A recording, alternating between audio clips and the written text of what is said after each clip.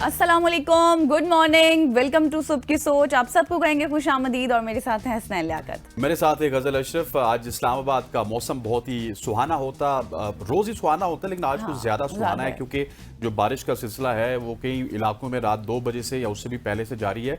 और अभी जब तक हम ऑफिस आ रहे थे बारिश बड़ी आबोताब के साथ जारी थी। नदी नालों में हल्की सी आपको तो यानी भी नजर आ रही थी। शहर का जो टेम्परेचर है वो डाउन है लेकिन साथ साथ दिन के वक्त थोड़ा सा हबस का माहौल भी होता है क्योंकि सावन है तो हब्स तो होगी। थोड़ा सा कम भी लग रहा है क्योंकि पिछले दिनों में काफी ज्यादा हो गया था। अब ये है कि गर्मी का जोर भी उस तरह से टूट गया। अगले कुछ दिनों तक ये बारिश का सिलसिला इसी तरह से जारी रहेगा और मानसून है, आपको पता है, वो अपने पूरे जोबन पर है और उरूज से बरस रहा है और लोगों में एक खुशी की कैफियत भी है, लोगों के चेहरे भी खुशी से खिल उठे हैं। तो ये सूरत हाल अब इसी तरह से बरकरार रहेगी लेकिन जो नुकसानात हैं उस रिलेटेड भी हम आपको कई दफ़ा मुतनब्बे कर चुके हैं कि अपने आप सूरत हाल का जायजा लेकर ही आउट साइड जाएं और कहीं भी आपने अगर घूमने जाना है तो एहतियाती तदाबीर का इस्तेमाल ज़रूर करें। अब हम बात करेंगे मोहतरमा फातिमा जिन्ना के हवाले से क्योंकि आज उनकी है डेथ एनिवर्सरी। आज है 9 जुलाई 1960s की जो है वो शी पास्ट अवे। और इस हवाले से तो छोटा सा एक पैकेज है वो पहले देख लें आप लोग। जी, तो ये क्लिप आपने देखा है। मोहतरमा फातिमा जिन्ना, आप सबको पता है कि कायद-ए-आज़म मोहम्मद अली जिन्ना की बहन, जिन्होंने अपने भाई का सिर्फ इंडिपेंडेंस मूवमेंट में साथ नहीं दिया था बल्कि उसके बाद वो सियासत में भी आई थी और बिल्कुल एक जुरतमंदाना खौफ से बिल्कुल बेखौफ खातून थी और लोगों की वो आवाज़ बनी थी और जिस तरह से वो काम करती थी, आमरीत के ख़िलाफ़ उनकी आवाज़ थी। हम ट्रिब्यूट पेश करते हैं आज उनकी तमाम तर नेशनल सेक्रीफाइसेस को भी और जितनी भी उनकी सर्विसेज हैं उनको भी। और फातिमा जिन्ना जो थी, उनका जो मैसेज था, उनकी जो स्ट्रगल थी, वो हमेशा से हक और उसूलों पर ही रही है। बिल्कुल ऐसी है। ये 58वीं बरसी है फातिमा जिन्ना साहिबा की। और जिस तरह आपने जिक्र किया, कायद-ए-आज़म की मूवमेंट हो या फिर मुल्क की सियासत हो या फिर आमरीत के खिलाफ जंग की बात हो, आवाज़ हो, तो फातिमा जिन्ना ने बुलंद की है और हमारी तरफ से हम उनके लिए दुआ ही कर सकते हैं और अल्लाह ताला उनको करवट करवट जन्नत नसीब फरमाए। ख़वातीन वज़ात आगे बढ़ते हुए आपको बताते हैं अब फातिमा जिन्ना और कायद-ए-आज़म के मुल्क में क्या कुछ हो रहा है और सोशल स्टोरीज की तरफ बढ़ते हैं। और सबसे पहले सोशल स्टोरी आपके साथ शेयर करते हैं। वफाकी हुकूमत की जानिब से मुल्क में बिजली के इस्तेमाल में कमी के लिए बिजली से चलने वाले आम पंखों की तब्दीली का प्रोग्राम शुरू करने का फैसला किया गया। इस प्रोग्राम के तहत पूरे मुल्क में मरहलावार मौजूदा जो आम पंखे हैं उनको कम बिजली इस्तेमाल करने वाले पंखों से तब्दील किया जाएगा। और वज़ीर ख़जाना मोहम्मद औरंगज़ेब की ज़ेर सदारत वज़ीर आज़म के पंखों की तब्दीली के प्रोग्राम पर इजलास मुनक्किद हुआ। इस इजलास में स्टेक होल्डर्स ने पंखा तब्दीली प्रोग्राम की अमली तैयारी और मुतवक्को शेड्यूल, पेशगी शराइत की तकमील और बैंकिंग सिस्टम्स के इंतज़ाम पर ब्रीफिंग दी गई। पंखे तब्दीली प्रोग्राम के पहले मरहले का आगाज़ रवा माह से करना है, इसलिए तमाम ज़रूरी इक़दाम आइंदा 2 से 3 हफ्तों में मुकम्मल कर लिए जाएंगे ताकि इस प्रोग्राम पर अमल दरामद शुरू हो सके। मगर इस तस्वीर का दूसरा रुख भी आपको बताते हैं। वो ये है कि कुछ लोगों का ख्याल है और ये कुछ जिन लोगों का ख्याल है वो अच्छा ही ख्याल है कि हुकूमत ने कम बिजली वाले पंखों की स्कीम का ऐलान इस वजह से किया कि बाज़ाहिर आवाम को बिजली की बचत का फ़ायदा देने के लिए, मगर असल वजह सोलर सिस्टम्स के बढ़ते इस्तेमाल से बिजली की खपत में कमी है जिससे हुकूमत की आमदन मुतासिर हो रही है। और ऐसा लगता है कि जैसे बिजली बचाने के नाम पर आवाम को एक बार फिर नया खरमों का टीका लगाने की तैयारी की जा रही है। और ये कुछ हुकूमत पाकिस्तान कर रही है। दुनिया की हुकूमतें किस तरह से अपनी आवाम को एसी इन्वर्टर उस तरफ लेके जा रही हैं, हमने पंखों को क्या करना है, कफायतशारी की तरफ, पंखों की कफायतशारी की तरफ जाना है। और देखें ना कि हम कल भी बात कर रहे थे इस हवाले से अपने इकोनॉमी वाले सेगमेंट में कि जिस तरह से सोलर सिस्टम्स की तरफ लोगों का रुझान बढ़ गया था, लोग काफ़ी तादाद में लगवा रहे थे, अभी भी लगवा रहे हैं। लेकिन यह है कि जिस तरह से आप इसके ऊपर भी इतने कदगन लगा दिए जाएंगे और आप पंखों की तब्दील कर देंगे बिजली बचाने के लिए और अपने आप ये कहें कि ख़जाने भरने के लिए, तो फिर लोग तो मुतासिर होंगे। और जिस तरह से आपने बात की ना कि बाहर की कंट्रीज तो वहाँ पे बहुत सी फैसिलिटेशंस होती हैं अपने अवाम के लिए। लेकिन खैर आगे बढ़ते हैं और आगे बढ़कर आपको बताते हैं कि सिविल डिफेंस से अफसरान की अनोखी मंतक सामने आई है। सिविल डिफेंस के अफसरान ने नौजवान की जान खतरे में डाल दी है और मोटरसाइकिल मैकेनिक की दुकान पर 3 लीटर पेट्रोल बरामद होने पर नौजवान को सड़क पर मुर्गा बना दिया। ये तो हाल है भाई। अफसरान ने पेट्रोल बरामद होने पर मैकेनिक को अपने ऊपर पेट्रोल छिड़कने का कहा और मेहनतकश लड़के ने पेट्रोल अपने ऊपर आप ये कहें कि डाल भी लिया और वाकई की फुटेज भी मंजर आम पर आ गई। ये फुटेज आप इस वक्त स्क्रीन पर भी देख सकते हैं और फुटेज में ये वाज़ेह तौर पर देखा जा सकता है कि पहले मैकेनिक को कान पकड़वाए उसके बाद पेट्रोल छिड़काया गया और दुकानदार राजा माजिद ने कहा कि मेरी पेट्रोल की दुकान नहीं है, मोटरसाइकिल के इंजन साफ करने के लिए पेट्रोल रखा हुआ था मैंने। और इस तरह से मतलब आप सबके सामने अगर आपको कोई पेट्रोल नहीं देगा तो आप उसके साथ ये सलूक करेंगे। That is very unfortunate. ये जो विजुअल्स आ रहे हैं ये सिविल डिफेंस के जो एहलकार हैं, मैं समझता हूँ कि इनकी सजनिश होनी चाहिए। Exactly. और ये जो हमारे यहाँ जो सिस्टम है ना मुअत्तल करने का, ये सिस्टम अफसरान को कहीं ना कहीं पे दिलेर भी बना देता है कि क्या होगा, मुअत्तल हो जाएंगे, तनख्वाह शायद आती रहेगी, 1-2 हफ्ते में मामला ठंडा हो जाएगा, वापस आ जाएंगे।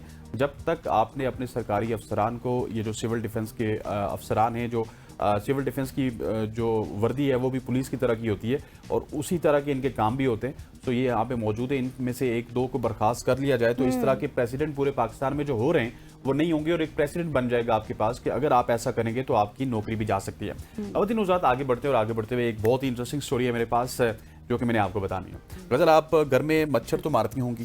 बिल्कुल, ठीक है। कभी-कभार जब सामने आ जाए मेरे तो। सुनने वाले भी मच्छर मारते हैं और मैं तो बहुत ज्यादा मारता हूँ और मच्छर मारने में एक अलग ही मजा आता है। वो आपको खा रहा होता है, आप ऊपर से उसको मार रहे होते हैं। लेकिन अब आपको मच्छर मारने की जरूरत नहीं है, अब आपने मच्छरों का इलाज करना है। उनके लिए इलाज किस तरह से करना है ये मैं आपको बताता हूँ। माहिरीन की मच्छरों को मारने के बजाय इनके इलाज करने की तजवीज़ सामने आई है और तिब्बी साइंसदानों ने मलेरिया समेत मच्छरों के काटने से फैलने वाली दीगर बीमारियों के खात्मे के लिए इंसानों के बजाय मच्छरों का इलाज करने की तजवीज़ दे दी है। अब इंसानों का इलाज नहीं बल्कि पहले मच्छरों का इलाज किया जाए। जब मच्छर आएंगे नहीं तो फिर इंसानों का इलाज भी नहीं, मच्छरों का इलाज हो चुका होगा, उनमें से सारी बीमारी खत्म हो चुकी होंगी। अमेरिकी साइंसदानों ने मलेरिया के खिलाफ इनकलाबी हिकमत अमली तजवीज़ करते हुए मच्छरों को मारने के बजाय उन्हें मलेरिया की जो दवा है वो देकर बीमारी से पाक करने का मशवरा दिया गया और फिर मच्छर जिंदा रहने के बावजूद इंसानों तक बीमारी ना फैला सकेंगे। मज़कूरा गैर मामूली तजवीज़ हार्वर्ड यूनिवर्सिटी के माहिरीन की जानिब से सामने आई, जिन्होंने एक तहकीक के दौरान ऐसी दवाएं दरियाफ्त की हैं जो मच्छर के जिस्म के अंदर मौजूद मलेरिया के जरासीम जैसे पैरासाइट्स को मुकम्मल तौर पर ख़त्म कर सकती है। माहिरीन के मुताबिक मज़कूरा 2 दवाएं मच्छरों को उनकी टांगों के जरिए जज्ब करवाई जा सकती हैं। माहिरीन की ख्वाहिश है कि मुस्तकबिल में मच्छरदानियाँ ना सिर्फ केमिकल इंसेक्टिसाइड्स के साथ महफूज हों बल्कि इनमें मलेरिया कश जो दवाएं हैं उनको भी शामिल किया जाए ताकि अगर एक तरीका नाकाम हो जाए तो दूसरे तरीके से काम किया जाए। मतलब ये जो जितने भी साइंटिस्ट हैं उन्होंने 2 तरीके आपको बता दिए हैं। अगर इस तरीके से पॉसिबल एक तरीके से नहीं होता तो दूसरा तरीका आप इस्तेमाल कर लें और फिर इंसान जो है मुख्तलिफ बीमारियों से भी बच सकते हैं। आगे बढ़ते हैं और काफ़ी इंटरेस्टिंग स्टोरी इन्होंने बताई। आगे बढ़कर आपको बताते हैं यूनाइटेड मुत्तहिदा अरब अमारात के हवाले से, UAE के हवाले से, जहाँ पर आलमी फ़ज़ाई कंपनी एमिरेट्स एयरलाइन के मुसाफिर 1 साल के दौरान परवाज़ों पर 6 करोड़ लग्जरी और महंगे चॉकलेट हड़प कर गए हैं। और एयरलाइन ने वर्ल्ड चॉकलेट डे की मुनासबत से जारी करदा दादोशुमार में ये बताया कि दुनिया भर में कंपनी की तमाम परवाज़ों पर मजमूई तौर पर 6 करोड़ चॉकलेट्स खाई गई और एयरलाइन के मुताबिक ये तादाद गुज़श्ता साल के मुकाबले में 20 लाख ज़्यादा है। सबसे ज़्यादा चॉकलेट्स इकोनॉमी क्लास में खाई गई जहां 3.5 करोड़ से ज़्यादा चॉकलेट टुकड़ों का इस्तेमाल रिकॉर्ड किया गया है। इसी तरह अगर बात करें कि नई जो मुतारिफ कराई गई प्रीमियम इकोनॉमी क्लास है उसमें भी चॉकलेट्स की मांग में नुमाया इजाफा सामने आया जहां 10,60,000 चॉकलेट्स खाई गई हैं और कंपनी के मुताबिक बिजनेस क्लास में 92 लाख चॉकलेट्स खाई गई हैं जबकि फर्स्ट क्लास के मुसाफिरों ने 1,22,000 बड़ी गवर्नमेंट चॉकलेट के जो पूरे बड़े बड़े बॉक्स होते हैं वो लेकर आए जो तकरीबन 14 लाख चॉकलेट्स के बराबर हैं। और अमारात एयरलाइन दुनिया भर के मशहूर चॉकलेट ब्रांड्स के साथ शराकतदारी भी रखती है और हर 6 माह बाद परवाज़ों में चॉकलेट्स की अक़साम तब्दील की जाती हैं ताकि मुसाफिरों को ताजगी और तनव्वुर फराहम किया जा सके। मुख्तलिफ अक़साम की जो चीज़ें हैं चॉकलेट्स हैं वो दी जा सके। बिल्कुल ऐसी है। और गज़ल जिस तरह आप कह रही हैं कि 6 करोड़ से ज़ायद चॉकलेट्स और 4 लाख और 14 लाख, हाँ, एक एमिरेट्स की जितनी भी फ्लाइट्स थी पिछले साल में वो खाई गई हैं। 6 करोड़ से ज़ायद लग्जरी चॉकलेट्स का मतलब ये है कि अरबों रुपए मुसाफिरों ने अपने सफर के दौरान चॉकलेट्स के ऊपर लगा दिए। हालांकि चॉकलेट्स को इतना अच्छा नहीं होता, ठीक है, एक दफा आपने खा ली, आपकी क्राविंग पूरी हो गई, बात खत्म। लेकिन अरबों रुपए आपने लगा दिए। बिल्कुल बिल्कुल ऐसे। आगे बढ़ते हुए आपको बताते हैं कि आम होने चाहिए और बेहिसाब होने चाहिए। बहुत सारे लोग आम को पसंद भी करते हैं और आम एक ऐसा फल है जो कि सब सामने आ जाए तो बेशतर अफराद के लिए हाथ रोकना बहुत मुश्किल हो जाता है। मगर रोजाना आम खाने से ब्लड प्रेशर की सतह पर क्या असरात मुरतब होते हैं, इस हवाले से मैं आपको बताऊंगा। और इस सवाल का जवाब एक तिब्बी तहकीक में सामने आया तहकीक में बताया गया है कि रोजाना आम खाने से इंसुलिन की हसासियत को बेहतर बनाया जा सकता है और ब्लड शुगर की सतह मुस्तहकम रखने में मदद मिल सकती है।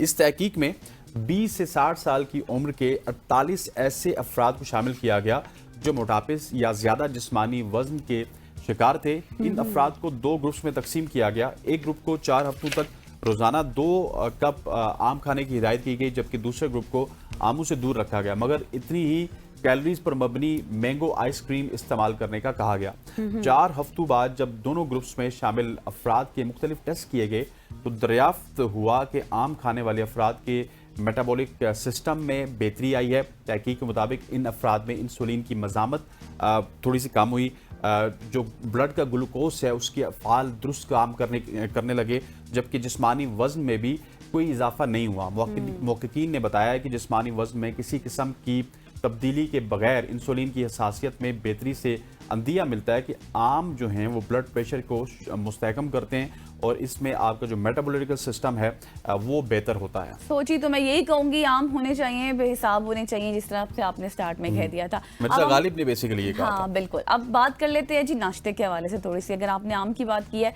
अक्सर अफराद नाश्ते में अंडे खाना पसंद करते हैं। आपको पसंद, आप खाते? मैं पहले खाता था, आप नहीं खाता। अब छोड़ दिया आपने, डाइट पे रहे आप? नहीं, डाइट पे नहीं, बस वो आहिस्ता आहिस्ता जिंदगी में चेंजेस आती हैं तो हमने अंडा एक्सक्लूड कर दिया। सही हो गया। अंडों से प्रोटीन, मिनरल्स और विटामिन और दीगर मुतादिद ग़िज़ाई अज्जा आपको पता है कि वो जिस्म को मिलते हैं और इस ग़िज़ाइयत से जो है सेहत पे भी मुफीद असर पड़ता है। मगर एक ख्याल अक्सर सामने आता है कि गर्म मौसम में अंडे खाने से गुरेज करना चाहिए, क्योंकि उनकी तासीर उस तरह से गर्म होती है जिससे जिस्म को नुकसान पहुंच सकता है, पिंपल्स आपको निकल आते हैं। मगर क्या ये बात वाकई दुरुस्त है या फिर नहीं? क्योंकि तिबी माहिरीन ने अब तहकीकात की हैं और उन्होंने कहा है कि ये ख्याल बिल्कुल गलत है। ऐसे कोई साइंसी शवाहिद मौजूद नहीं है जिससे ये साबित हो कि गर्म मौसम में अंडे आपको नहीं खाने चाहिए जिससे आपकी सेहत को नुकसान पहुंचे। कुछ ग़िज़ाओं की तासीर ठंडी भी होती है और कुछ ग़िज़ाएं गर्म तासीर वाली होती हैं, मगर उसका मतलब ये नहीं होता कि मखसूस ग़िज़ाओं को मखसूस मौसम में ही आप खाएं। इस हवाले से सबसे अहम उसूल ये है कि हर ग़िज़ा को एतदल और आप ये कहें कि म्याना रवि के साथ आप खाएं तो ज़्यादा बेहतर है, और बहुत ज़्यादा मिकदार में खाने से गुरेज करना चाहिए ताकि जो आपके माइंड में जो कुछ बातें हैं ना कि दाने निकल आते हैं या फिर तासीर गर्म होती है या फिर मोटापा हो जाता है या कुछ भी इस तरह की, तो वो बातें आपकी ख़त्म हो जाएं। ये तहकीक हो गई है। बिल्कुल ऐसे आज आपने मेरा कॉन्सेप्ट भी क्लियर कर दिया कि हमने गर्मियों में भी अंडे खाने हैं, सिर्फ सर्दियों में नहीं खाने। हाँ। और मैं उन अंडे वालों से भी कहूँगा कि जिनकी आवाज़ें हमें आती रहती है गर्म अंडे, वो अब गर्मियों भी आने चाहिए, क्योंकि उनकी तासीर, मैडम गजल ने आपको बता दिया कि कोई मसला इतना नहीं होता, तासीर गर्म मतलब ये कि आप थोड़े से लिमिटेड खाएं ना, कोई दाने वगैरह नहीं मिलेंगे।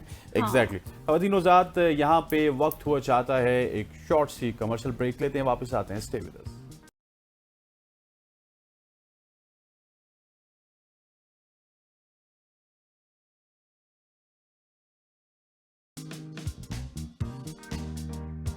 वेलकम बैक खवातीन नौज़ात। अब एक अफसोसनाक खबर है कराची से, उसके हवाले से बात करनी है।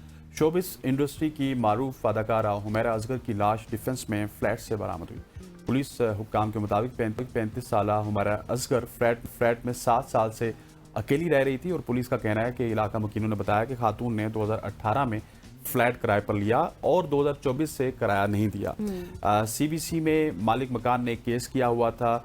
जब बैलफ आया तो उसमें जब उनको तहकीक की गई तो लाश मिली। तफ्तीशी हुक्काम का कहना है कि वाक़या इब्तदाई तौर पर तिबी मालूम होता है, कोई कत्ल वगैरह का मामला नहीं है और लाश को जिना हॉस्पिटल मुंतकिल कर दिया गया है। पोस्टमार्टम के बगैर मजीद कुछ पता चल सकेगा या नहीं, इसका तो पोस्टमार्टम ही बताएगा। और एसएसपी के मुताबिक लाश कई रोज़ पुरानी होने के बायस शनाख्त उसकी मुमकिन नहीं है और डीएनए सैंपल्स की मदद से ही शनाख्त मुमकिन हो सकेगी। पुलिस हुकाम का कहना है कि सोशल मीडिया पर मौजूद तस्वीर देखकर कहना मुश्किल है ये लाश उसी खातून की है।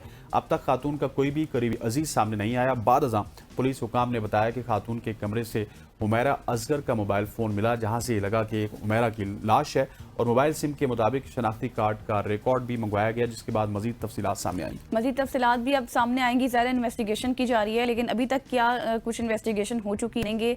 हमारे कॉरेस्पॉन्डेंट बिलाल अली हमारे साथ मौजूद हैं कराची से। बिलाल बताएगा, अब जिस तरह से हसनैन ने भी जिक्र किया, जो लाश थी उसके गलने सड़ने का अमल शुरू हो चुका था और पुलिस भी ये कह रही है कि पहचानना बहुत ज़्यादा मुश्किल है। कितनी इन्वेस्टिगेशन इसमें हो चुकी है और मजीद क्या कुछ सामने आया है?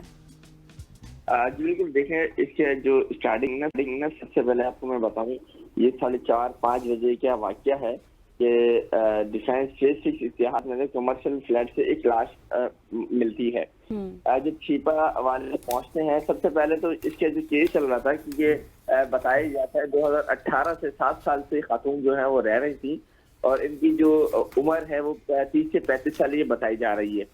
अच्छा, जब इनका वो बैलिफ आता है, कोर्ट से बैलिफ आता है, उसमें दरवाजा तोड़ता है। आज बैलिफ का ये था कि आज दरवाजा तोड़ना है और फ्लैट जो है खाली कराना है।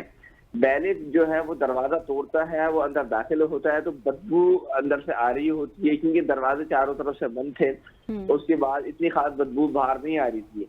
जैसी दरवाजा तोड़ता है, अंदर जाता है, उसके बाद एक जो लाश है वो मिलती है और वो इस कदर मशक़शुदा लाश थी कि वो पहचानने में से जो है वो पुलिस भी और दीगर जो फ्लाई इदारे रेस्क्यू वाले आए वो भी नहीं पहचान पाए। जब तहकीकात की, तमाम तर चीजें निकाली, मोबाइल उठाया, उसके मोबाइल भी जो है उमैरा असगर का जो है मिला है, उससे फिर सिम निकाली, सिम से रजिस्टर्ड मालूम हुआ कि उमैरा असगर के नाम से है। NIC मिला, उससे मालूम हुआ कि उमैरा असगर है।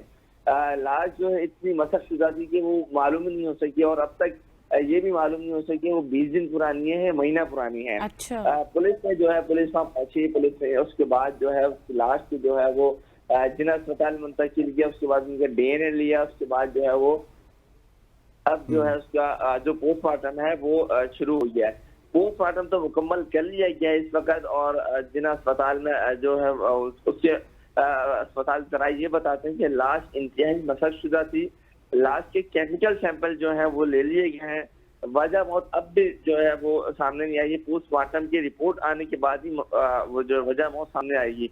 लाश वसूल करने के लिए अभी तक अहले खाना से कराची जो है वो कोई नहीं आ सका है। पुलिस से जब हमारी बात हुई तो यही कहना था कि अब तक जो है उनकी फैमिली से हमने बड़ी कोशिश की है लेकिन कोई अब तक पहुंचा नहीं है। पोस्टमार्टम जो है वो अदाकारा का मुकम्मल भी कर लिया गया है। पोस्टमार्टम के बाद जो है लाश को सब थाने जो है मुंतकिल कर दिया गया है।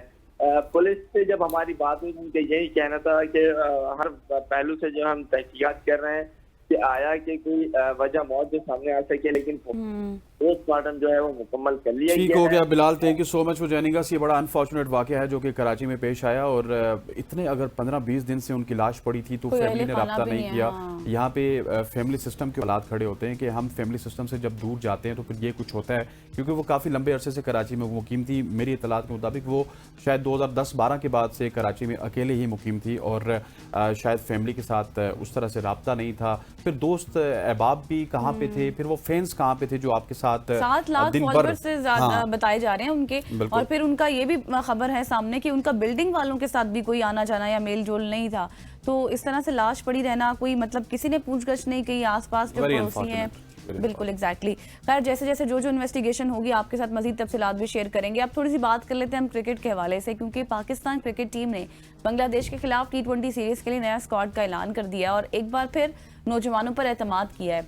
बाबर हैं, रिजवान हैं, शाहीन हैं और नसीम जैसे आपको पता है तजर्बाकार खिलाड़ियों की गैर मौजूदगी ने शाहीन को खैरत में डाल दिया। और सवाल ये है कि क्या अब जो T20 का फॉर्मेट है वो सीनियर्स की जगह उसमें खत्म हो चुकी है या सिर्फ एक वक्ती तजुर्बा किया जा रहा है?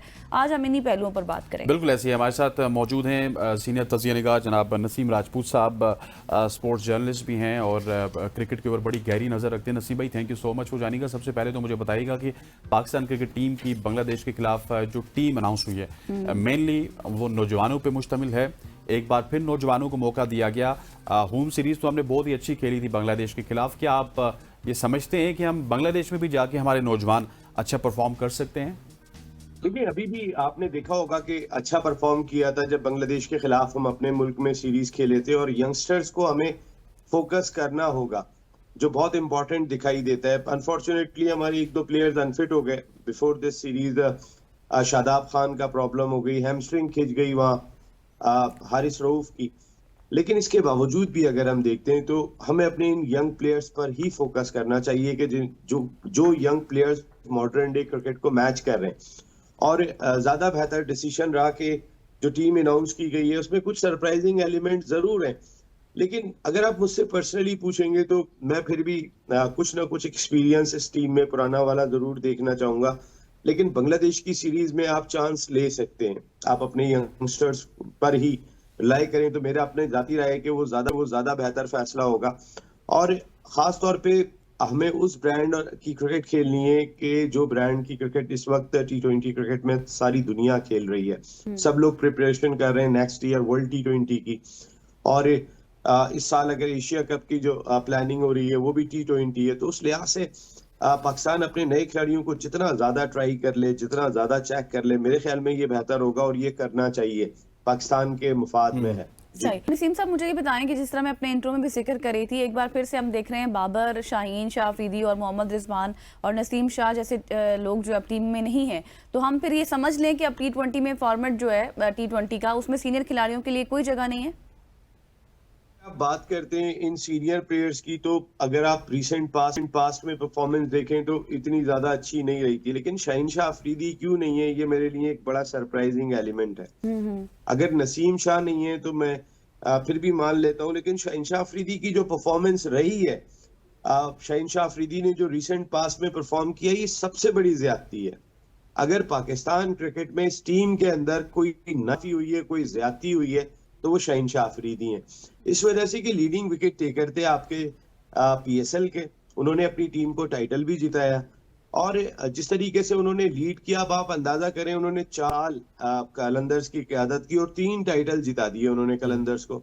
उस लिहाज से शाहीन शाह अफरीदी किसी सूरत भी ड्रॉप नहीं होते थे। अगर आप मुझसे पर्सनली पूछे तो मैं Shaheen Shah Afridi is the leader of T20 cricket. सच्चाई से अगर हम देखें और पूरी ईमानदारी से बात करें, शाहीन शाह अफरीदी से बेहतर कप्तान इस वक्त हमें दिखाई नहीं देता। लेकिन क्या है कि वो शाहीन शाह अफरीदी जो है वो 2 वजह से अताब का शिकार है। नंबर 1 ये कि वो शाहिद खान अफरीदी जो लीजेंड है इस फॉर्म ऑफ क्रिकेट का, सारी दुनिया में वो ब्रांड एम्बेसडर के तौर पे जाते हैं। उनका अपना जो आज भी जो उनकी अपनी एक उनका करिश्मा है वो आज तक खत्म नहीं हुआ, और जब वो बात करते हैं उसके असरात शायद शाहीन पे पड़ जाते हैं। हालांकि वो भाई ब्रांड पाकिस्तान क्रिकेट का है, दुनियाई क्रिकेट का ब्रांड है, आप उनको शाहीन का दामाद ही क्यों लेते हैं। और दूसरी इंपॉर्टेंट चीज जो मैं आपको बता रहा हूँ, ये सबसे बड़ी सच्चाई है, और वो ये है कि आकिब जावेद साहब जब से लाहौर कलंदर से बाहर हुए, वो लाहौर कलंदर्स के प्लेयर्स को ज्यादा टारगेट करते हुए दिखाई दे रहे हैं, सबको दिखाई दे रहे हैं। भाई आपके इख्तिलाफात अगर होंगे तो आपके बहुत ही करीबी दोस्त जो रहे उनसे होंगे, लेकिन उसका मकसद ये थोड़ी है कि आप कलंदर्स के प्लेयर को ही बाहर कर देंगे। आप जब से आकिब जावेद आए आप देखें, फखर जमान बहुत पहले टीम में आ सकते थे, आपने फखर जमान को टीम में शामिल करना ही गवारा नहीं किया। क्यों? क्योंकि वो लाहौर कलंदर्स के थे। अरे आकिब जावेद साहब, लाहौर कलंदर्स की वजह से तो आप इतने साल तक पनपते रहे। अगर जो सच्चाई है उसको मानना चाहिए। आप जब थे तो उस वक्त तो कोई भी नहीं रुक पाता था। आपने मुदस्सर नजर आपके होते हुए फारिग हो गए, आपके होते हुए शुएब अख्तर फारिग हो गए, आपके होते हुए इंजमामुल हक फारिग हो गए, आप फारिग नहीं हुए। लेकिन जब आप फारिग हुए वहां से, तो आपने लाहौर कलंदर्स के प्लेयर्स को ही फारिग करना शुरू कर दिया। ये कौन सी अप्रोच के साथ हम आप सोचते हैं, लेके चलते हैं? अपने जाती इख्तिलाफात, अपने मामलात साइड में रखो और पाकिस्तान के मुफाद में फैसला करो। देखें, जब हारिस रऊफ अनफॉर्चुनेटली अनफिट हो गए, नसीम शाह की बॉलिंग का वो स्टैंडर्ड हमें दिखाई नहीं दे रहा था, लेकिन शाहीन का तो हमें दिखाई दिया। शाहीन ने तो लड़ने के बाद अपनी टीम को टाइटल जिता दिया, लीडिंग विकेट टेकर बने। अब आप वो क्या परफॉर्म करके दिखाए, वो कैसा परफॉर्म करके दिखाए? जब रमीज राजा ने, आपको याद होगा, उनसे सवाल किया था कि आपकी फाइनल वाले दिन आपकी परफॉर्मेंस इतनी है, तो उन्होंने कहा भाई हो सकता है उनको दिखाई नहीं दे रहा जिन्हें देखना चाहिए। ये मेरा ख्याल है लफ्ज बुरा लग गया होगा, अरे आप कैसे हमें कह सकते हैं। ओ भाई, आप जो फैसले करें वो फैसले करें जो मुल्क और टीम के मुफाद में हो। इतनी आपने सारी जो फास्ट बॉलिंग है उनमें एक तो एक्सपीरियंस एलिमेंट डालते। नंबर 2 मैं आपको बताऊं, बाबर आजम को बिग बैश महंगा तरीन खिलाड़ियों में उठा रही है। बाबर आजम में कोई तो ऐसी चीज होगी, रिजवान को मैं नहीं कहता कि आप रिजवान को लेकर आए, लेकिन बाबर आजम 3 नंबर पे बनते हैं। सारी दुनिया ने जिस तरीके की क्रिकेट खेली है, केन विलियमसन आप उठा के देखें, विराट कोहली आप उठा के देखें, हर टीम अपनी स्टेबिलिटी के लिए 3 नंबर पर एक ऐसे बल्लेबाज को लाती है कि जो अपनी बारी को लेके चले, और बाबर आजम में ये एबिलिटी पूरी तरह मौजूद है। बाबर आजम का अगर एक बुरा टाइम था, उस वक्त हमने भी कहा कि बाबर आजम को आराम दें, लेकिन अब आराम हो गया। अब बाबर आजम और शाहीन शाह अफरीदी को मेरी अपनी जाती राय में यंगस्टर्स आपने शामिल की, अच्छा फैसला है, लेकिन आपको इन्हें कैरी करना चाहिए। शाहीन शाह ठीक हो गया, बाबर और शाहीन के साथ होना चाहिए। नसीम भाई की ये राय है। नसीम भाई, आप हमारे साथ रहिएगा। यहाँ पे एक छोटा सा ब्रेक लेते हैं, ब्रेक के बाद वापस हाजिर होंगे तो कुछ पाकिस्तान के नए बॉलर्स के हवाले से बात करेंगे जिनको बांग्लादेश की सीरीज में शामिल किया गया। स्टे विद अस।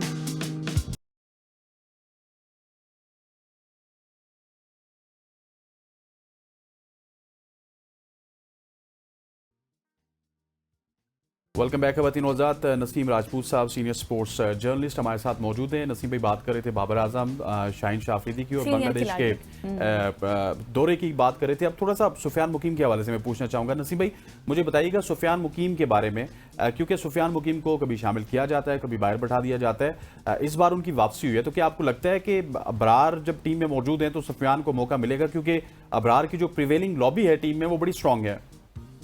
देखिए, सुफियान मुकीम को बहुत पहले होना चाहिए टीम में। अच्छा टैलेंट है, एक मैच में मार पड़ जाती है। मैंने सुना कि वो ये मैं आपको बिल्कुल बता रहा हूँ, मैं रिलायबल सोर्स से बता रहा हूँ। आकिब जावेद साहब से एक साहब की बात हुई और उन्होंने पूछा सुफियान मुकीम को आप क्यों शामिल नहीं करते। उन्होंने कहा भाई वो तो जब उसको मार पड़ती है ना, वो मैंने देखा वहां पे, तो उसके तो हाथ पैर फूल जाते हैं। वो भाई यहाँ पे किसको मारनी पड़ रही? हारिस रऊफ 50-50 रन देके जा रहा है, नसीम शाह 45 रन देके जा रहा है, बाकी शादाब साहब तो वो 50, 55, 60 का पहाड़ा पड़ रहे हैं। तो वो उसके हाथ पैर फूल जाते हैं, इनके हाथ पैर नहीं फूलते। तो ये उन्होंने लॉजिक दी थी, ये मैं आपको बिल्कुल कंफर्म रिपोर्ट बता रहा हूँ। और वो मेरे बहुत जानने वाले थे जिन्होंने पूछा था कि सुफियान मुकीम जी उसको तो मार पड़ती है, तो वो तो काउंट ही नहीं कर पाता कि उसको मार कितनी पड़ रही है। तो ये एलिमेंट दिमाग से निकाले। कोई नया प्लेयर है, उसको एक मैच में मार भी पड़ जाती है, अगर उसके थोड़ा सा घबरा भी जाता है तो आप किस लिए बैठे हुए हैं भाई ड्रेसिंग रूम में? उस वक्त तो आप हेड कोच थे, उस वक्त आप बताते ना कि भाई घबराने की जरूरत नहीं है बेटा, आपने अच्छा गेंद करना है, आप अच्छे बॉलर हैं, आप प्रूफ करके दिखा रहे हैं। एक मैच में मार को उन्होंने जो है वो इतना यूटिलाइज किया। और अब सबसे बड़ी चीज मैं आपको बताऊं, जो मुझे बहुत ज्यादा अफसोस हुआ वो ये था कि उनको शामिल ही नहीं कर रहे थे पीएसएल के मैचेस में। सुफियान मुकीम बाहर बैठा हुआ है, मेहरान मुमताज बाहर बैठा हुआ है, मैं पेशावर ज़ल्मी की बात कर रहा हूं, और आप वो आरिफ याकूब के साथ जा रहे हैं जो 40 साल का बॉलर है। ये कौन सी तैयारी कर रहे हैं आप? आप तो सुफियान को वहां भी खिलाने को तैयार नहीं हो रहे थे। तो सुफियान को अगर आपने शामिल किया है तो अबरार और सुफियान दोनों को खिलाएं। फैसल अकरम अच्छा बॉलर है, उसको तैयार करें, ग्रूम करें। आपका ऐसा नहीं है कि स्पिन डिपार्टमेंट बिल्कुल माठा दिखाई दे रहा है। आपका स्पिन डिपार्टमेंट बन सकता है अगर आप बनाना चाहेंगे। आप अगर ये कह देंगे कि जी उसको तो मार पड़ी, उसके हाथ पैर फूल गए, बिल्कुल, तो उसके बाद तो फिर वो तो बेचारा और उसके हाथ पैर फूल जाएंगे। और ये उन्होंने उस बॉलर को नहीं कही थी, उन्होंने अपने करीबी जानने वाले को आकिब जावेद ने ये बात कही थी। मुझे बहुत अजीब सी लगी थी कि भाई अगर कोई एक यंगस्टर घबरा गया तो उसको संभालना आपका काम है, कोई बाहर से आके संभालेगा यार। उसको बेहतर बनाना। आपने बड़ा टैलेंट तबाह किया। ये उमर अकमल, अहमद शहजाद, ये ऐसे प्लेयर थे, ये तबाह होने वाले प्लेयर नहीं थे। दुनिया भर में जो है वो ये बहुत क्रिकेट खेलते ऐसे ही, लेकिन जी उनका एटीट्यूड प्रॉब्लम है। अब शाहीन शाह अफरीदी की भी क्रिकेट खत्म कर देना एटीट्यूड प्रॉब्लम है। वो भले पाकिस्तान की सारी क्रिकेट जीत रहा हो, भले वो सबसे ज्यादा मैन ऑफ द मैच लेकर गया हो पाकिस्तान की तारीख में T20 क्रिकेट में, लेकिन बस एटीट्यूड प्रॉब्लम है। एटीट्यूड प्रॉब्लम उनका नहीं है, आपका है। आप अपने अंदर से अना निकालें। ये कुर्सी आज है कल नहीं होगी, वो टीम में रहेगा, उसकी क्रिकेट के कई साल बाकी हैं। आप आज हैं, 6 महीने के बाद होंगे या नहीं होंगे किसी को नहीं पता। इन 6 महीने में आप जुल्म और ज्यादती करके, बिल्कुल नसीम साहब आप ठीक कह रहे हैं ना, ये खत्म करने वाला प्रोसेस शायद हमें कम ही नजर आता है। मुझे ये थोड़ा सा बताएं कि जो सलमान मिर्जा और अब्बास आफरीदी हैं पाकिस्तान के नए फास्ट बॉलिंग डिपार्टमेंट की सूरत में आपको नजर आ रहे हैं, और आपको लगता है कि वो बांग्लादेश की कंडीशंस पर परफॉर्म कर पाएंगे?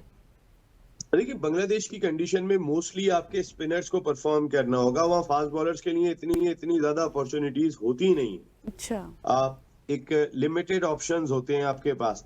तो आपने अपने स्पिन डिपार्टमेंट को जरा थोड़ा चार्ज अप करने के बाद वहां पे ज्यादा फायदा उठाने की कोशिश करनी है। Fast bowling department, Abbas Afridi ने वैसे प्रूफ किया है। सलमान कैसा परफॉर्म करते हैं ये हम जरूर देखते हैं, लेकिन इनएक्सपीरियंस है। मैंने जैसे पहले बात कही कि शाहीन शाह अफरीदी को खुदारा पाकिस्तान का खिलाड़ी समझे, अपनी जाती अनाथ का शिकार ना करें। यहाँ शाहीन शाह अफरीदी बनते थे इस फास्ट बॉलिंग डिपार्टमेंट के अंदर, और पाकिस्तान को ऑटोमेटिकली नए बॉल से एक ऐसा बॉलर अवेलेबल होता है जो शुरू में विकेट लेने की सलाहियत रखता है, जो पहले ओवर में दूसरे ओवर में आपको ब्रेक थ्रू लेकर देता है। तो वो जो प्रेशर डालने का एलिमेंट था वो आपने अपनी जाती पसंद नापसंद, और मैं क्या कहूँ इसको, सख्त अल्फाज मुंह से निकालने का दिल चाह रहा है, लेकिन मैं कुछ कहूंगा कि ये जुल्म है, ये ज्यादती है जो शाहीन शाह अफरीदी के साथ हो रही है। खुदारा रहम फरमाएं आप, आकिब जावेद साहब एंड कंपनी, जितने लोग भी, मैं सिर्फ एक आकिब जावेद साहब को नहीं कह रहा हूँ, जितने लोग भी सिलेक्शन कमेटी का हिस्सा है, क्योंकि इस वक्त पाकिस्तान क्रिकेट ठीक हो गया। सीनियर साहब, सीनियर स्पोर्ट्स जर्नलिस्ट नसीब साहब हमारे साथ मौजूद थे। नसीब भाई, thank you so much for joining us. खवातीन वज़ात ये थी क्रिकेट के ऊपर गपशप, क्योंकि टीम अनाउंस हुई थी। यहाँ पे वक्त हो चाहता है एक न्यूज़ ब्रेक का। न्यूज़ ब्रेक के बाद वापस हाजिर होते हैं, हमारे साथ रहिए।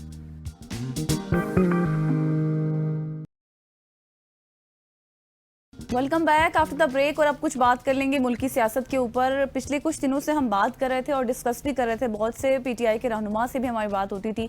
भले ही पीटीआई की लीडरशिप हमें कहीं ना कहीं कंफ्यूज नजर आती है, कॉन्ट्राडिक्टरी स्टेटमेंट्स उनकी सामने आ रही थी, लेकिन कल हर चीज़ वाज़ेह हो गई जब खान साहब का एक ट्वीट आया जिसमें उन्होंने वाज़ेह तौर पर लिखा था कि मैं कैद में भी आज़ाद हूँ, मगर मेरी कौम एक ऐसी कैद में है जहाँ ना अदलिया आज़ाद है, ना मीडिया है और ना ही जमहूरियत, और अब वक्त आ गया है कि कौम बाहर निकले और इस जाबिर निज़ाम को शिकस्त दे। 5 अगस्त के हवाले से उन्होंने बात की कि 5 अगस्त को मेरी जो गिरफ्तारी है उसको 2 साल मुकम्मल हो जाएंगे, और उसी रोज़ मुल्क गिर एहतजाजी तहरीक भी अपने अरूज पर पहुंचने का उन्होंने ऐलान कर दिया है। और उन्होंने कहा है साथ ही कि अब कोई मुज़ाकरात भी नहीं होंगे, सिर्फ सड़कों पर ही हम आएंगे दोबारा से। और दूसरी जानिब राना सनाउल्लाह भी खबरदार कर रहे हैं कि पीटीआई सड़कों पर वापसी आएगी तो अगर वो पुरअमन ना हुई तो फिर से वही सूरत हाल सारी बनेगी, उनको गिरफ्तार कर लिया जाएगा। तो ये कुछ इशूज हैं जिन पर हम बात करेंगे आज। बिल्कुल ऐसी हमारे साथ सजाद मीर साहब मौजूद हैं। Sir, thank you so much हो जाने का, सीनियर पॉलिटिकल एनालिस्ट हैं। सर, जिस तरह अभी गजल ने बात की, आप क्या समझते हैं 2 साल की कैद हो चुकी है इमरान खान साहब की, अब कितनी कुव्वत के साथ वो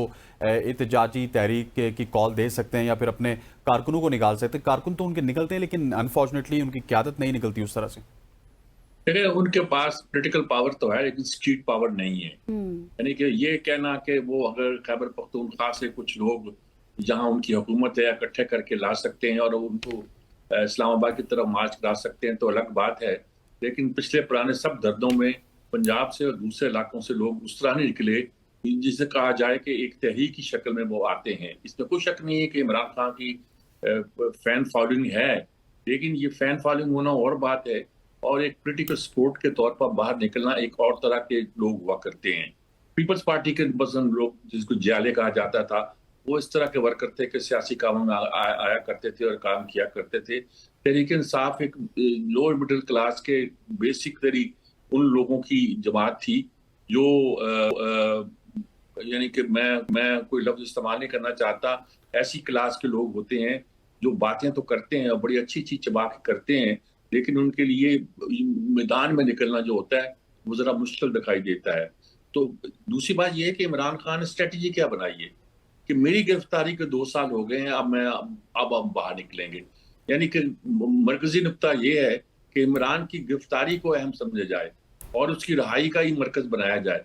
अब बातचीत भी नहीं होगी, यानी कि ये तय हो गया है कि वो उस तरफ से मायूसी हो गई है। जो कहा जाता था कि हम बातचीत करने को तैयार हैं, कभी कुछ कहा जाता था, कभी कुछ कहा जाता था, अब साफ जवाब मिल गया है, कोई बातचीत नहीं होगी, क्योंकि जिनसे ये बात करना चाहते हैं वो बात नहीं करना चाहते हैं। वो कहते हैं सियासी क़यादत से बात करो, ये कहते हैं सियासी क़यादत से क्या बात करें, उनके पास इख्तियार नहीं है। और जिनसे ये बात करना चाहते हैं और जिनसे असल साधन है, उनसे बात हो नहीं सकती, क्योंकि इन्होंने लड़ाई उनसे ली हुई है और 1 to 1 ली हुई है। यानी कि इमरान खान ने बिल्कुल टारगेट किया हुआ आर्मी चीफ को, उनके तकर्रर से पहले भी और बाद में भी। और ऐसी सूरत में आपका क्या ख्याल है कि आर्मी चीफ यानी कि इतने बड़े खतरे को मोल लेगा? मुकदमा चल रहा है, मुकदमे जो हैं वो ये नहीं कहा जा सकता कि बिल्कुल हवाई मुकदमे हैं, मुकदमे जेन्युइन है। अलकादर केस का मुकदमा या ये तोशाखाने के मुकदमात, ये सारे देखिए, तोशाखाना का मुकदमा ये नहीं कि उन्होंने हार बेचा, मुकदमा ये है कि उन्होंने हार खरीदने से पहले बेच दिया और पहले बेचने के बाद पैसे बाद में जमा कराए। तो ये बहुत सारी कॉम्प्लिकेशन है जो उनके फैन जो है सुनने को तैयार नहीं है, और वो मुकदमे बिल्कुल सारे बनते हैं, जितने कानूनदान है वो यही कहते हैं। लेकिन एक फजा बन गई है कि एक बंदे को आपने रखा हुआ है और ये पॉलिटिकल एक तरह की विक्टिमाइजेशन है। और जब आप सारी बात उससे गिर्द गंवा के करते हैं तो फिर ऐसे ऐसे लोगों की हमदर्दियां जो हैं वो उस तरह साथ नहीं देती। जैसे आपने देखा ना कि जो रायबंद में ये इसमें यहाँ लाहौर की जेल में बंद थे कैदी 5-6 बड़े उनके, शाह महमूद कुरैशी और यास्मीन राशिद और एजाज चौधरी, और उन्होंने एक पैगाम दिया पहले और जिसमें ये कहा कि मुज़ाकरात होने चाहिए, बातचीत होनी चाहिए। और कल दूसरा खत उनका आया जिसमें उन्होंने गोया कंपनसेट करने की कोशिश की कि ये समझ जाए कि हम बिक गए हैं, और कहा कि ये मुस्लिम लीग और पीपल्स पार्टी ने मिसाक जमहूरियत का मजाक बना रखा है। तो ये सारी जो बातें बताती हैं कि पार्टी के अंदर इस बात पर तसादम तो है कि आप स्ट्रगल सिर्फ एक आदमी को रहा करने के लिए कर रहे हैं, और उस पार्टी के लोग जो हैं वो ज्यादा यही कहते हैं हमें मिलने दो, हमें मिलने दो, हमें मिलने दो। तो भाई कितनी बार मिलोगे आप, क्या क्या मिलोगे, कितने लोग मिलोगे? क्या वहां रोज कोई आप शूरा की मीटिंग किया करोगे? क्या अंदर मजलिस लगाया करोगे? भी कैदी है आखिर, कैदी के लिए आखिर लिमिटेशन कुछ होती है कि नहीं होती है दुनिया भर में? सजाद साहब आप दुरुस्त फरमा रहे हैं, और जिस तरह से अभी हम बात करें ना 5 अगस्त, तो अभी आज 9 जुलाई है, लेस देन अमंग 1 मंथ का ही टाइम है, देखते हैं फिर क्या होता है। थोड़ा सा आगे बढ़ते हैं, मेरा सवाल आपसे ये है, इस पे भी आप रोशनी डालिएगा कि एक जगह बात हो रही थी इमरान खान के दोनों बेटों के हवाले से, क्या वो अमेरिका जाएंगे, वहाँ जाके कुछ बड़ी शख्सियात से मुलाकात करेंगे, फिर वापस आके वो भी तहरीक में शामिल होंगे। पाकिस्तानी सियासत में हमने हमेशा से देखा है कि जब खानदान इन्वॉल्व हो जाता है, मौरूसी सियासत हो जाती है, तो बहुत कुछ चेंज भी हो जाता है।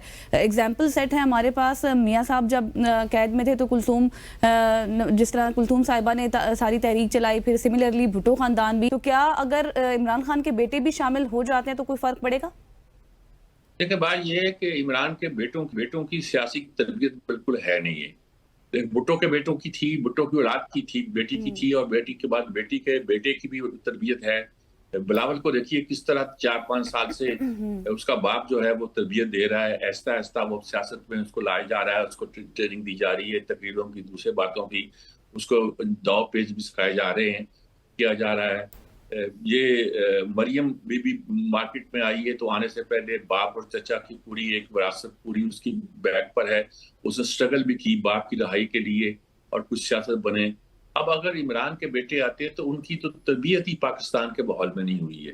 मुझे नहीं पता कि अभी उर्दू बोल सकते हैं कि नहीं बोल सकते, कहा जा रहा है, फिर उनके लिए ट्यूटर रखा गया वो जो उनको उर्दू सिखा रहा है या कुछ कर रहा है और उनकी तरबियत दे रहा है, और उनका कल्चर क्या है, मजाज क्या है, उन पर इल्जाम तो ज्यादा आएंगे। ये यहूदी लाबी की जो बात है उन पर तो ज्यादा लगेगी, वो माँ की तरफ से या अपने ननियाल की तरफ से जो उसके बैकग्राउंड है उसका जिक्र भी ज्यादा आएगा। तो उसका मैदान में आना हो सकता है लोगों को अट्रैक्ट करे, लेकिन मुझे नहीं लगता कि वो कोई ज्यादा पॉजिटिव या ज्यादा ऐसा रोल अदा कर सकते। ये डेस्परेट अटेम्प्ट है कि बहनें नहीं चली, बीवी कुछ बाहर भेजा वो नहीं चली, अब बहनों को भेजा वो नहीं चल रही, तो सोचा कि बेटे को बुला के अब किया जाए।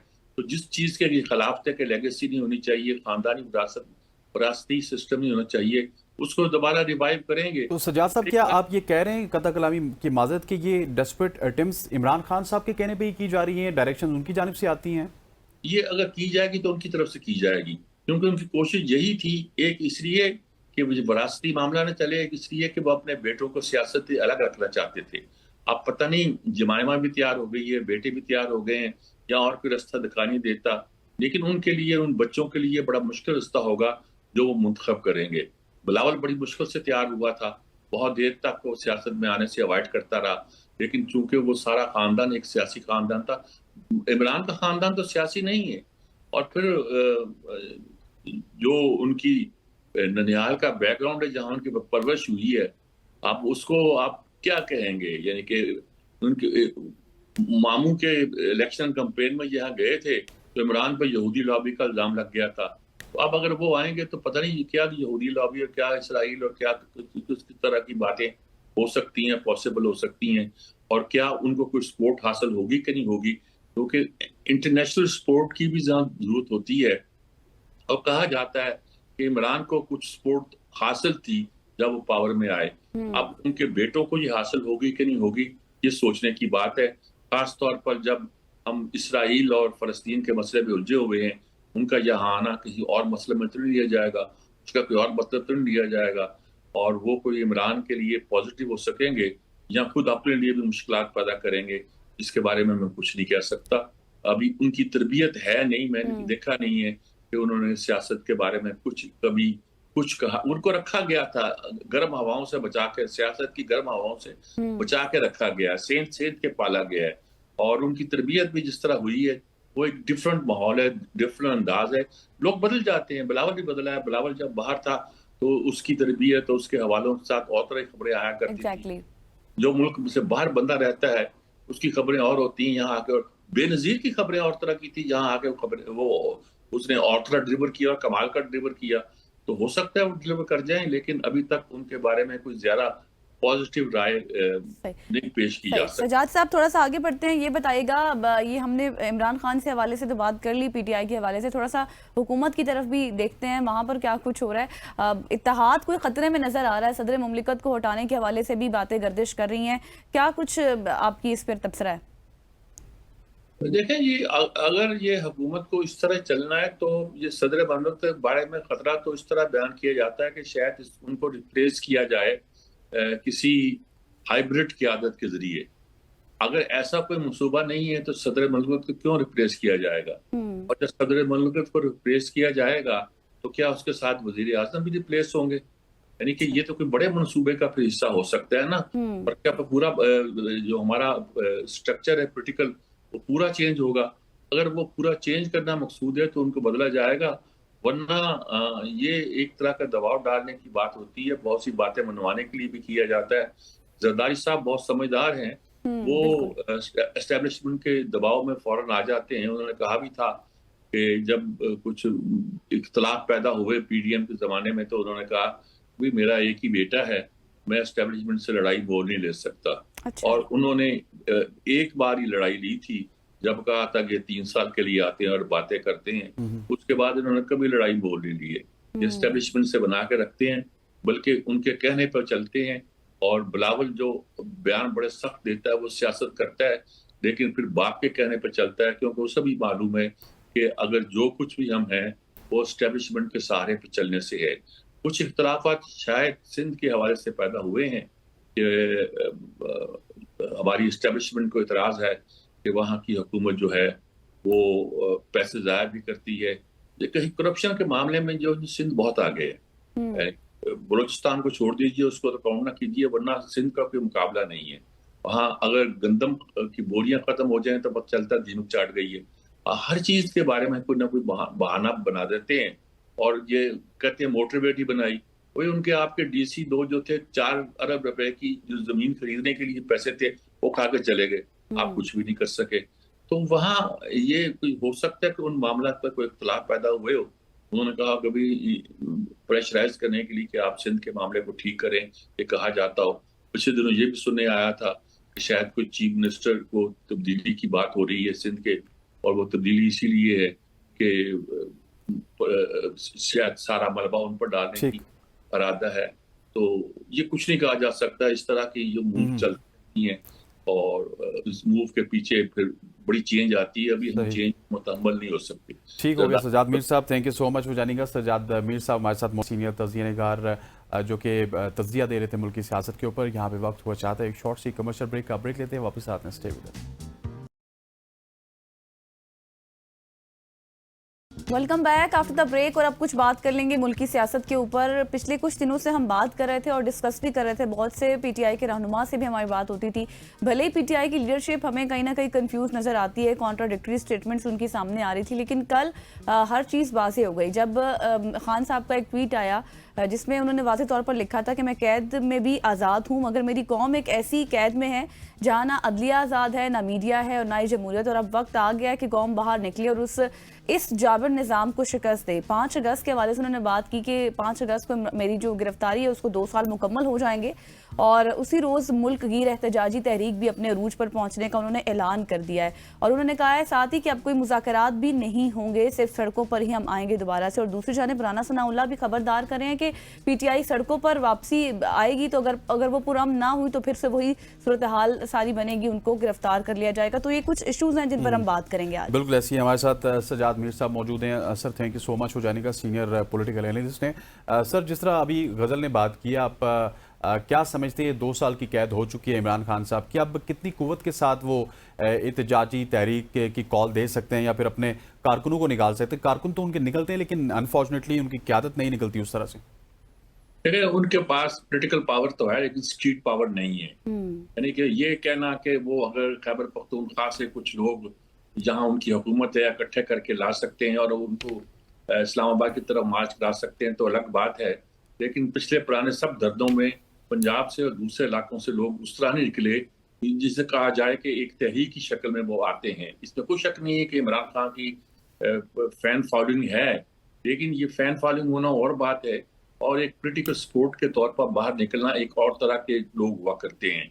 पीपल्स पार्टी के पसंद लोग, जिसको जाले कहा जाता था, वो इस तरह के वर्कर थे कि सियासी कामों में आया करते थे और काम किया करते थे। तहरीक इंसाफ एक लोअर मिडिल क्लास के बेसिक तरी उन लोगों की जमात थी जो यानी कि मैं कोई लफ्ज इस्तेमाल नहीं करना चाहता, ऐसी क्लास के लोग होते हैं जो बातें तो करते हैं और बड़ी अच्छी चीज चबा के करते हैं, लेकिन उनके लिए मैदान में निकलना जो होता है वो जरा मुश्किल दिखाई देता है।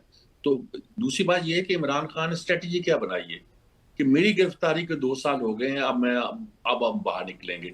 यानी कि मरकजी नुक्ता ये है कि इमरान की गिरफ्तारी को अहम समझा जाए और उसकी रहाई का ही मरकज बनाया जाए। अब बातचीत भी नहीं होगी, यानी कि ये तय हो गया है कि वो उस तरफ से मायूसी हो गई है। जो कहा जाता था कि हम बातचीत करने को तैयार हैं, कभी कुछ कहा जाता था, कभी कुछ कहा जाता था, अब साफ जवाब मिल गया है, कोई बातचीत नहीं होगी, क्योंकि जिनसे ये बात करना चाहते हैं वो बात नहीं करना चाहते हैं। वो कहते हैं सियासी क़यादत से बात करो, ये कहते हैं सियासी क़यादत से क्या बात करें, उनके पास इख्तियार नहीं है। और जिनसे ये बात करना चाहते हैं और जिनसे असल तसादम है, उनसे बात हो नहीं सकती, क्योंकि इन्होंने लड़ाई उनसे ली हुई है और 1 to 1 ली हुई है। यानी कि इमरान खान ने बिल्कुल टारगेट किया हुआ आर्मी चीफ को, उनके तकर्रर से पहले भी और बाद में भी। और ऐसी सूरत में आपका क्या ख्याल है कि आर्मी चीफ यानी कि इतने बड़े खतरे को मोल लेगा? मुकदमा चल रहा है, मुकदमे जो हैं वो ये नहीं कहा जा सकता कि बिल्कुल हवाई मुकदमे हैं, मुकदमे जेन्युइन है।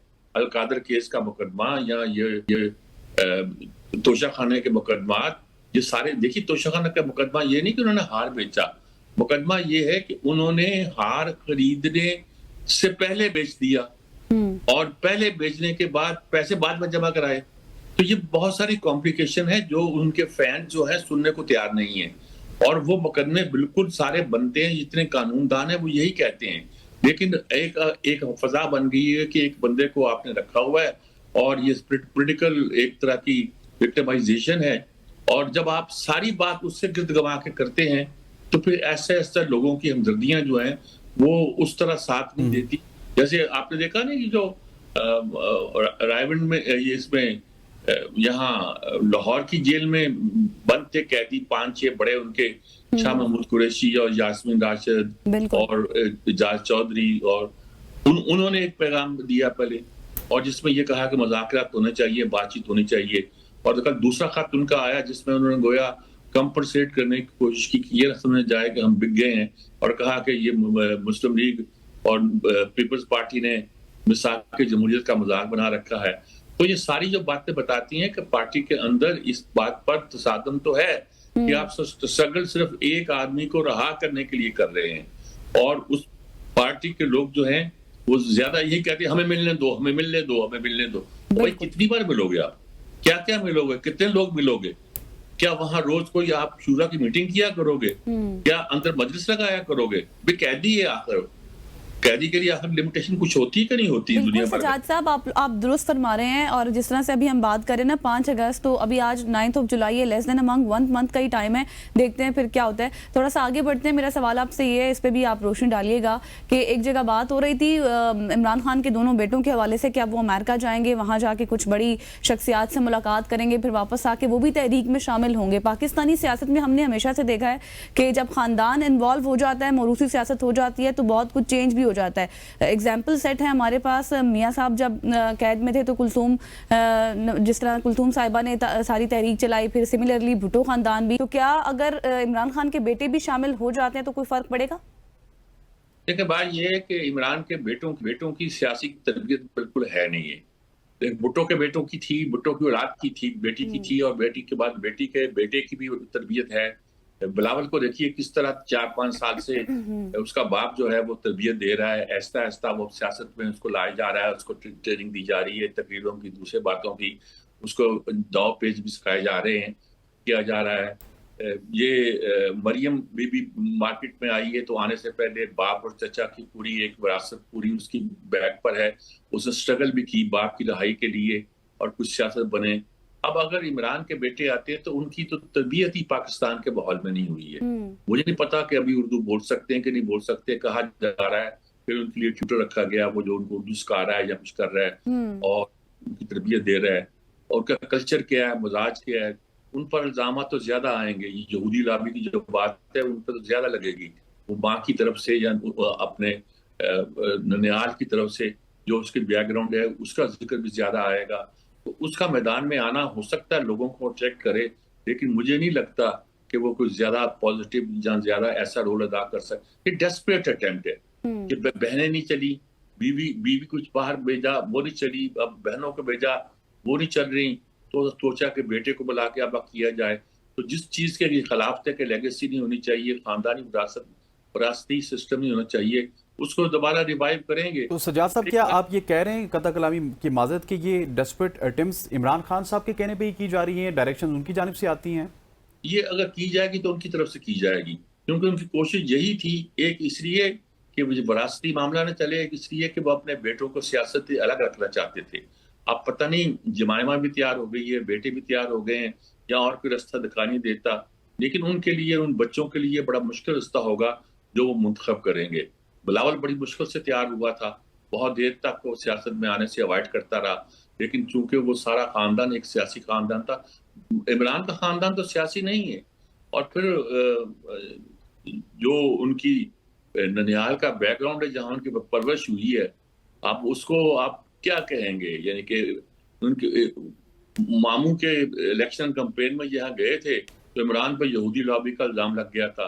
तो अब अगर वो आएंगे तो पता नहीं क्या यहूदी लॉबी और क्या इसराइल और क्या किस तरह की बातें हो सकती हैं, पॉसिबल हो सकती हैं, और क्या उनको कोई सपोर्ट हासिल होगी कि नहीं होगी, क्योंकि इंटरनेशनल सपोर्ट की भी जरूरत होती है। और कहा जाता है कि इमरान को कुछ सपोर्ट हासिल थी जब वो पावर में आए, अब उनके बेटों को ये हासिल होगी कि नहीं होगी, ये सोचने की बात है। खास तौर पर जब हम इसराइल और फलस्तीन के मसले में उलझे हुए हैं, उनका यहाँ आना किसी और मसले में तो नहीं लिया जाएगा, उसका कोई और मतलब तो नहीं लिया जाएगा, और वो कोई इमरान के लिए पॉजिटिव हो सकेंगे या खुद अपने लिए भी मुश्किलात पैदा करेंगे, इसके बारे में मैं कुछ नहीं कह सकता। अभी उनकी तरबियत है नहीं, मैंने देखा नहीं है कि उन्होंने सियासत के बारे में कभी कुछ कहा। उनको रखा गया था गर्म हवाओं से बचा के, सियासत की गर्म हवाओं से बचा के रखा गया, सेंध के पाला गया है, और उनकी तरबियत भी जिस तरह हुई है वो एक डिफरेंट माहौल है, डिफरेंट अंदाज है। लोग बदल जाते हैं, बिलावल भी बदला है। बिलावल जब बाहर था तो उसकी तरबियत और उसके हवालों के साथ और तरह की खबरें आया करती थी।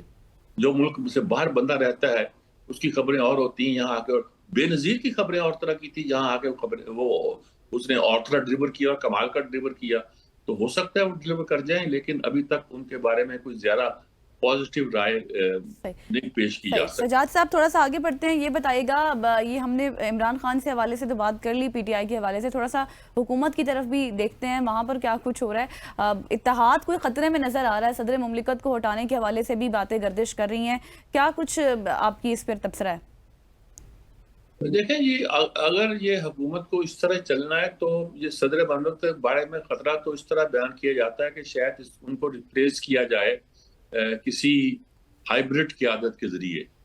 अगर ऐसा welcome back after the break, और अब कुछ बात कर लेते हैं। बहुत ही इंटरेस्टिंग टॉपिक है जिसमें आपको भी बहुत ज़्यादा इन्फॉर्मेशन मिलने वाली है, क्योंकि पाकिस्तान का जैतून का जो तेल है दुनिया भर में अपना नाम बना रहा है, और जैतून की काश्त अब जदीद साइंस की मदद से एक नए दौर में दाखिल हो चुकी है। Drip irrigation, climate smart farming और हाई डेंसिटी प्लांटेशन जैसे जदीद तरीके न सिर्फ पैदावार बढ़ा रहे हैं बल्कि इस फसल को ज़्यादा मुनाफा बख्श, या फिर आप ये कह लें कि पायदार और मुस्तकबिल के लिए तैयार कर रहे हैं। और आज हम जानेंगे कि साइंसी तरक्की किस तरह जैतून की काश्त को इनकलाब की तरफ लेकर जा रही है और क्या क्या पॉसिबिलिटीज़ हैं, कहाँ पर ये काश्त होती है, ये तमाम तर छोटे छोटे सवालात हैं जो हम जानेंगे। बिल्कुल ऐसी है, इसकी एक्सपर्ट है हमारे साथ एमन नज़ीर साहिबा। एमन, thank you so much for joining अस। सबसे पहले तो जिस तरह ऑलिव्स की बात हुई है तो पाकिस्तान में इसकी काश्त होती है, लेकिन आपके जो मेथड्स हैं, जिस तरह आप साइंटिफिक मेथड्स की बात कर रही हैं, कौन से ऐसे साइंटिफिक मेथड्स हैं जो इन्वॉल्व हैं इसमें, और उसमें क्या रैपिड स्पीड में फिर इसकी अफजाइश हो सकती है? बिल्कुल ऐसा है, जैसा कि आपने जिक्र किया कि इसमें साइंसी और एडवांस टेक्नोलॉजी की बात करते हैं, तो सीएम बारी की तरफ से जो इंटरनेशनल एक्सपर्ट्स आते हैं वो स्पेशली बहुत अरसे से और बहुत देर से किसान फार्मर्स वो प्रूनिंग भी कर रहे हैं, काश्तकारी भी कर रहे हैं, लेकिन उसमें न्यू मेथडोलॉजीज़ जो सिखाई जाती हैं वो प्रूनिंग से रिलेटेड है, इरिगेशन से रिलेटेड है।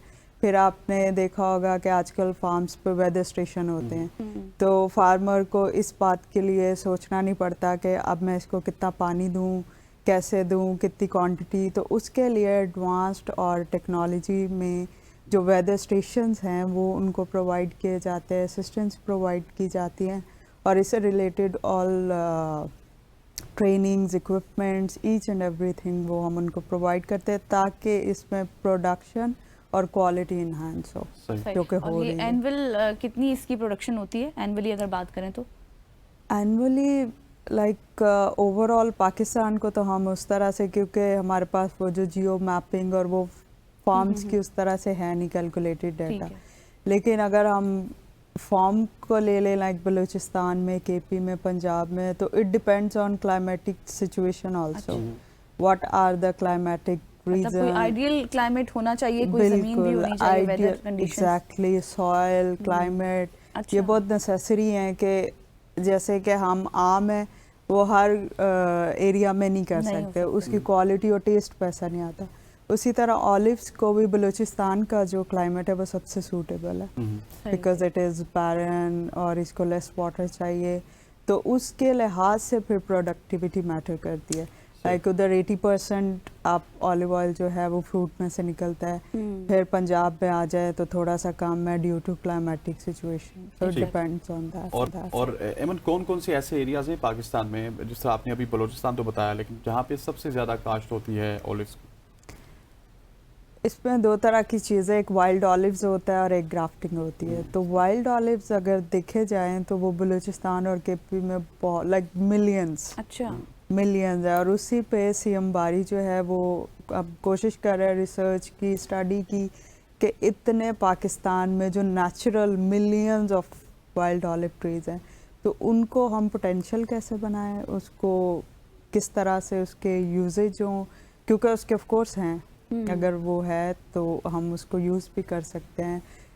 लाइक मसाज और इसके लिए आप एक्स्ट्रा वर्जिन ऑलिव ऑयल तो नहीं यूज़ करें, तो उसके लिए डेफिनेटली हम उसको भी यूज़ कर सकते हैं, लेकिन उसके काफ़ी ज़्यादा चीज़ें जो हैं वो अंडर लाइक ऑब्जर्वेशन है और रिसर्च वगैरह हो रही है, तो होपफुली कमिंग ईयर्स में हम उनका भी बहुत अच्छा बेनिफिट और यूजेज ले। जिस तरह से एमन आप बता रही है ना, ज़ाहिर है पाकिस्तान अब सेल्फ सफिशिएंट तो है इस हवाले से, लेकिन कितना बड़ा पॉजिटिव इम्पैक्ट है हमारी इकोनॉमी पे? बहुत ज़्यादा। लाइक आपने सुना होगा कि ऑलिव ट्री जो है वो 1000 years फ्रूट देता है, it's not like 1 month, 2 months, 4 years, 5 years। तो प्रॉफिटेबल और इकोनॉमिक हमें ऑफ कोर्स इसका होगा, और क्योंकि बहुत सारी गवर्नमेंट की भी कैंपेन्स और उससे बहुत प्लांटिंग हुई, ट्रीज़ लगे, तो वो क्योंकि 5 years बाद ये फ्रूट देता है, तो अभी वो प्रोडक्शन की तरफ आ रहा है, तो ऑफ कोर्स सस्टेनेबल हम हो रहे हैं आहिस्ता आहिस्ता, ग्रेजुअली। हम नेक्स्ट कुछ ईयर्स में जब वो सारे प्लांट्स जो पिछले काफ़ी सालों से लग रहे हैं वो प्रोडक्शन की तरफ आ जाएंगे, तो हमारे पास ऑयल की क्वांटिटी भी होगी, फिर क्वालिटी के लिए बहुत सारे, जैसे हमारा प्रोजेक्ट है सीएम बारी वो एफर्ट कर रहा है, इसी तरह वो क्वालिटी प्रोडक्शन भी हो जाएंगे, तो I think we will be. आप जिस क्वालिटी की बात करिए तो एक्स्ट्रा वर्जिन ऑलिव ऑयल की आपने बात की, किसी ज़माने में मैंने खुद बहुत इस्तेमाल किया, लेकिन उसकी क्वालिटी जो बाहर से आता है उसकी अच्छी होती है, जो यहाँ पे होता है वो अच्छी नहीं होती। So what is the reason कि ऑलिव्स हमारे पास है लेकिन क्वालिटी अच्छी नहीं है? इसी मिथ को हम चाहते हैं कि ये ख़त्म हो जाए। अच्छा, लेकिन it's totally because you know जो बाहर इम्पोर्टेड ऑलिव ऑयल है तो वो तो कंटेनर्स में आता है और उसकी सारी चीज़ें और process, it takes time. But जो पाकिस्तान में हम ऑलिव ऑयल जो अब कल्टीवेशन हो रही है और जो ऑलिव ऑयल आ रहा है दैट इज़ वेरी फ्रेश।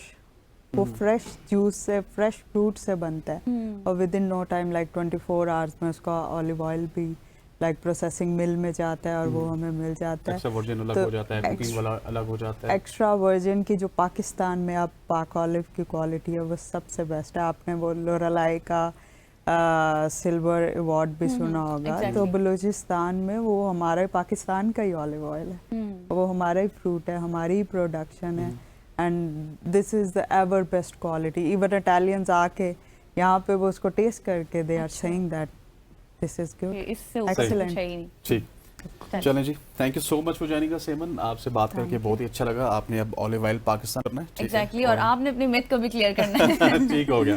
सो ख़वातीन व हज़रात, हम उम्मीद करते हैं कि आज की सुबह की सोच आपको पसंद आई होगी। मुझे, गज़ल को और हमारी पूरी प्रोडक्शन टीम को इजाज़त दीजिए। अल्लाह हाफ़िज़। अल्लाह हाफ़िज़।